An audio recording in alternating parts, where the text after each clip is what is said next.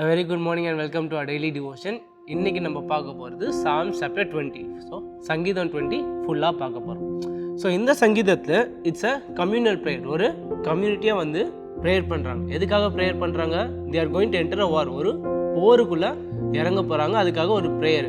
அது எப்படி ப்ரேயர் பண்ணுறாங்கன்னா, அவங்க ராஜாக்காக ஆண்டவர்கிட்ட நோக்கி ப்ரேயர் பண்ணுறாங்க. They R praying for the king. So என்னெல்லாம் ப்ரேயர் பண்ணுறாங்க? நிறைய areas, நிறைய dimensions in the battle where they want God to protect and help their king. என்ன சொல்கிறாங்க? அந்த போர் நடக்க போகிற நாளில், so since they are preparing for the war, அந்த போர் நடக்கிற நாளில் ஒரு பிரச்சனை வந்தால் ஆண்டவர் நீங்கள் பாதுகாத்துக்கோங்க. அடுத்து உங்கள் வீட்டிலேருந்து எங்களுக்கு ஹெல்ப் பண்ணுங்கள். So from God, where is God staying? From சாங்சுவரியிலேருந்து எனக்கு என்ன பண்ணுங்கள்? ஹெல்ப் பண்ணுங்கள்.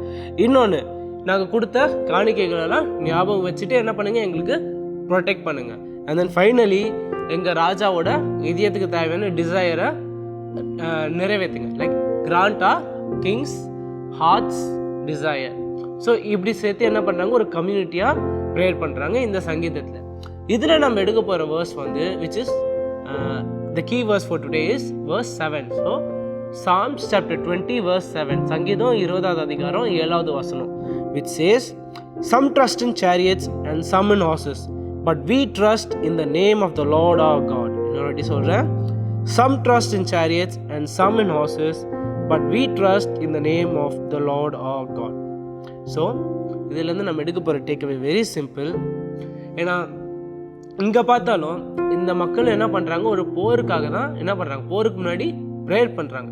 நார்மலாக நீங்கள் அந்த டைமில், இஸ்ரேல் இருந்த டைம்லேயும் பார்த்தீங்கன்னா நிறைய வார்ஸ் நடந்துக்கிட்டே இருக்கும். ஸோ எப்போவுமே எப்படி இருப்பாங்க? அவங்க they will be always prepared for war. ஏன்னா இப்போ இருக்கிற டைம் மாதிரி இல்லாமல் அந்த டைமில் எப்போ இருப்பாங்க? ஒரு சிட்டிக்கு சுற்றி கேட் இருக்கும். அந்த கேட்டை சுற்றி எப்போவுமே என்ன இருப்பாங்க? சோல்ஜர்ஸ் இருப்பாங்க. சோல்ஜர்ஸ் அங்கே கேட்டை சுற்றி மட்டும் இல்லாமல் வெளியே பெட்ரோல்ஸும் இருப்பாங்க. ஏன்னா அவங்க ஸ்கவுட்ஸும் இருப்பாங்க. ஏன்னா அப்போ தான் அவங்களுக்கு என்ன தெரியும்? ஒரு 2-3 நாள் முன்னாடியே தெரியும், ஓகே எனிமி வர போகிறாங்க. ஸோ அவங்க எப்போவுமே அந்த அலர்ட்டு, அந்த ரெடினஸ்லேயே இருப்பாங்க. So they will always be training, they will always be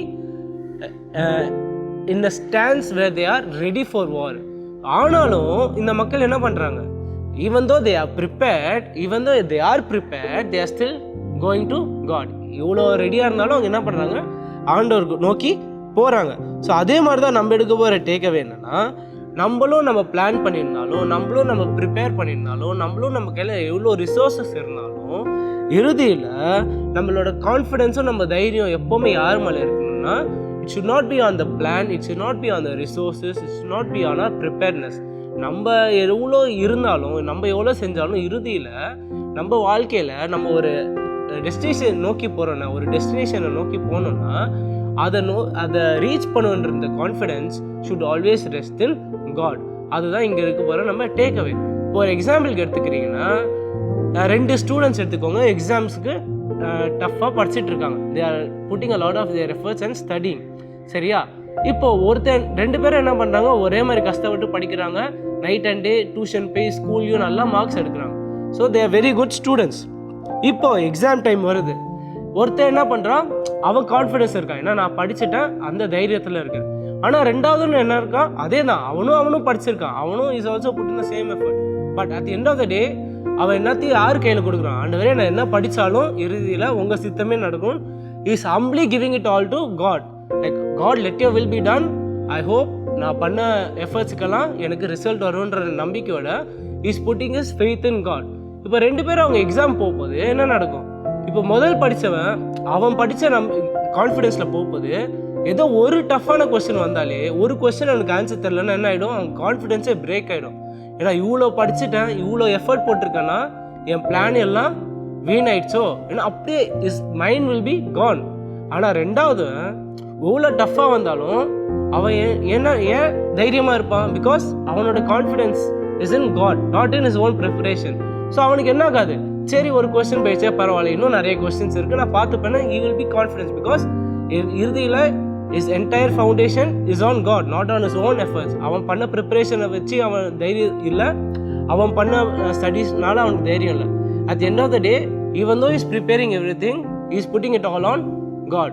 so அதே மாதிரி தான் இங்கேயும் என்ன பண்ணுறாங்க? இஸ்ரேல் மக்களும் அவங்களும் ப்ரிப்பேர்ட் தான் இருக்காங்க, வாருக்கு அவங்களுக்கும் ரெடியாக தான் இருக்காங்க. பட் ஸ்டில் அவங்க கடைசியில் when the time comes, யார் மேலே அவங்க ஃபெய்த் வைக்கிறாங்கன்னா, காடு மேலே தான் ஃபெய்த் வைக்கிறாங்க. ஸோ அதே மாதிரி நம்ம வாழ்க்கையிலையும் நம்மளுக்கு என்ன இருக்கும், நிறைய சோர்சஸ் ஆஃப் கான்ஃபிடென்ஸ் இருக்கலாம். இந்த மாதிரி ஃபார் எக்ஸாம்பிள் நம்ம நிறைய ஃபைனான்ஷியல் செக்யூரிட்டி இருக்கலாம், இல்லைன்னா நம்மளுக்கு ஜாப் செக்யூரிட்டி இருக்கலாம். அதனால என்ன இருக்கலாம், நம்மளுக்கு கான்ஃபிடென்ஸ் இருக்கலாம். ஸோ நம்ம வாழ்க்கையை நல்லா போகுதுன்னா ஏன் நல்லா போகுதுன்னு சொல்லுவோம், எனக்கு நல்லா ஃபைனான்ஷியல் பேலன்ஸ் இருக்குது, இல்லைன்னா எனக்கு ஒரு நல்ல ஜாப் இருக்குது. நம்ம கான்ஃபிடென்ஸ் எது மேலே இருக்குது, அந்த ஃபைனான்ஸ் இல்லை அந்த ஜாப் இல்லை அந்த ப்ரொவிஷன்ஸ் மேலே இருக்குது. பட் இது சாம்ஸ் மூலமாக நம்மளுக்கு என்ன ரிமைண்ட் பண்ணுறாங்கன்னா, இது ஃபஸ்ட்டு நம்மளுக்கு கொடுத்ததே ஆண்டவர் தான், அதை ஞாபகம் வச்சுக்கணும். ரெண்டாவது, இது கொடுத்த ஆண்டவர் மேலே தான் நம்ம என்ன வச்சுக்கணும், அந்த கான்ஃபிடென்ஸ் வச்சுக்கணும். ஏன்னா தீஸ் வில் கம் அண்ட் கோ. இந்த வேலை, இந்த ஃபைனான்சஸ் எல்லாம் எப்போ வேணாலும் வரலாம், எப்போ வேணாலும் போகலாம். அது மேலே வச்சு நம்ம நம்பிக்கை இருந்தால் it's a very bad ground to build our faith on. அது ஒரு நல்ல சாலிட் கிரவுண்டே இல்லை நம்ம விசுவாசத்தை கட்டுறதுக்கு. ஏன்னா இந்த மாதிரி வேர்ல்ட்லி திங்ஸில் கட்டினா it is very unpredictable.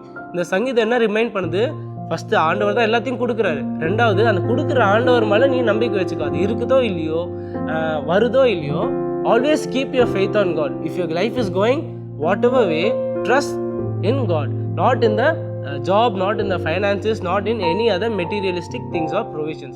Always keep your faith in God. So that is what I want us to take away from this. Our chinna prayer. Our loving Heavenly Father, thank you for this wonderful devotion, Lord. Lord, as we have reminded to us today that you are always faithful to us and that you are the one who provides for us. And Lord, ultimately it is in you we should put our faith, not in all these provisions, not in all these means, and not in all these materialistic things, Lord.